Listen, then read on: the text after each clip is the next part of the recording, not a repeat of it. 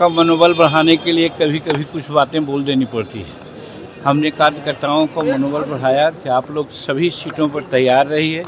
कहीं ऐसी ज़रूरत हो सकती है कि सभी सीट पर लड़ना पड़ जाए, और स्वाभाविक भी है जब हम एनडीए को मदद करेंगे तो सभी सीट पर लड़ना होगा, क्योंकि हेलीकॉप्टर से यात्राएं करते हैं हम लोग। तो लास्ट मैंने 20 में 62 चुनाव मीटिंग किया था, तो 62 चुनाव मीटिंग क्या अपने क्षेत्र में किया था, सब जगह की। अब देखिए, उनकी बात मैं नहीं कह सकता हूँ, उनका चरित्र और चाल 2020 से आप लोग देख रहे हैं, इसलिए उनके बारे में मैं नहीं कहता हूँ। इतना जरूर कहना चाहता हूँ कि अभी एनडीए की ज़रूरत है भारत में और बिहार में। वैसी परिस्थिति में एनडीए कमज़ोर नहीं हो।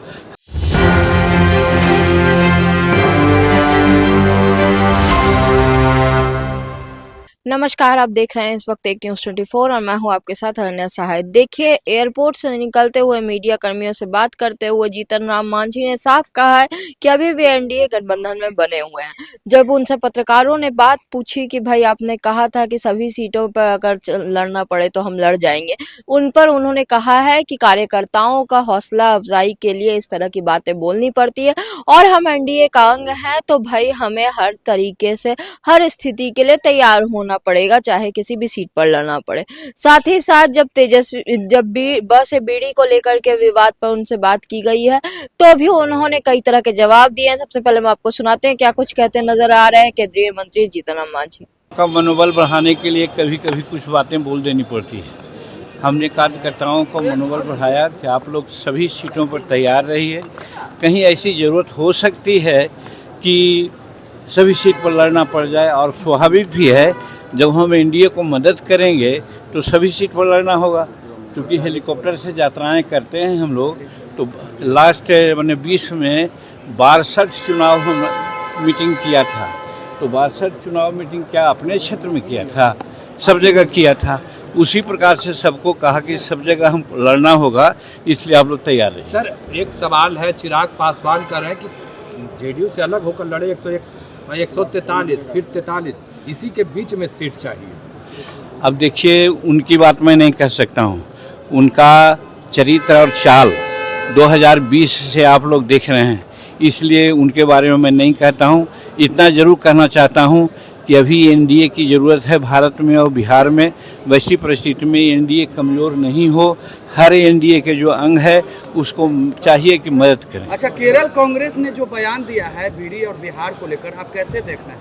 वो बहुत अपमानजनक बात किया है, और कांग्रेस वालों को तो लग रहा है कि उनके ज़मीन जो पैर का है सब निकल जा रही है। तो वैसी परिस्थिति में प्रलाप कर रहे हैं। यहाँ प्राइम मिनिस्टर के माँ को और प्राइम मिनिस्टर को उन्होंने भद्दी भद्दी बातें सुनाई, उसी प्रकार से केरल में उनके लोग सुनाए हैं। तो कहने का मतलब इससे पता चल जा रहा है कि वो लोग जनतांत्रिक मूल्यों में विश्वास नहीं करते हैं। वो कुछ गलत ढंग की बात प्रचारित कर करके अपने को स्थापित करना चाहते हैं, यही साबित होता है। और जो केरल में जो बात हुई है उसकी हम भर्त्सना करते हैं। जीएसटी में बड़े बदलाव हुए हैं, गरीबों के लिए एनडीए नेताओं कह रहे हैं। ये ऐतिहासिक फैसला है। आज हम 46 वर्ष से राजनीति में हैं, इतना बड़ा सौगात गरीबों के लिए कभी नहीं दी गई थी।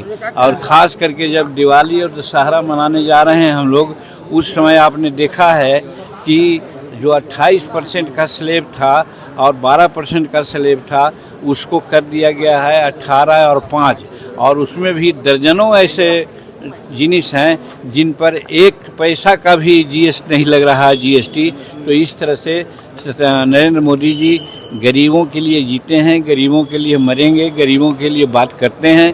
वैसी परिस्थिति में जो भी संभव था उन्होंने किया है।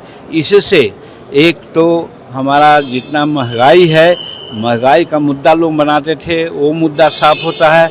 और दूसरे तरफ दूसरे देश जो गिदड़ भभकी दे करके हम पर दबाव डालना चाहते हैं, उनको भी इससे जवाब मिल जाएगा।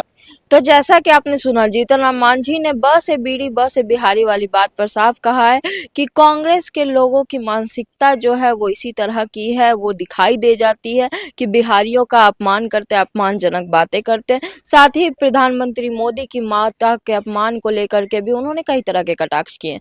अब देखना यह है कि जीतन राम मांझी जिस तरह से एनडीए में सीट शेयरिंग की रणनीति पर बात करते नजर आ रहे हैं, आगे आने वाले विधानसभा चुनावों में कितना असर इस पर देखने को मिलता है। सारी खबरें हम अब तक पहुंचाते रहेंगे, हमारे साथ बने रहिए और देखते रहिए एक न्यूज़ 24। धन्यवाद।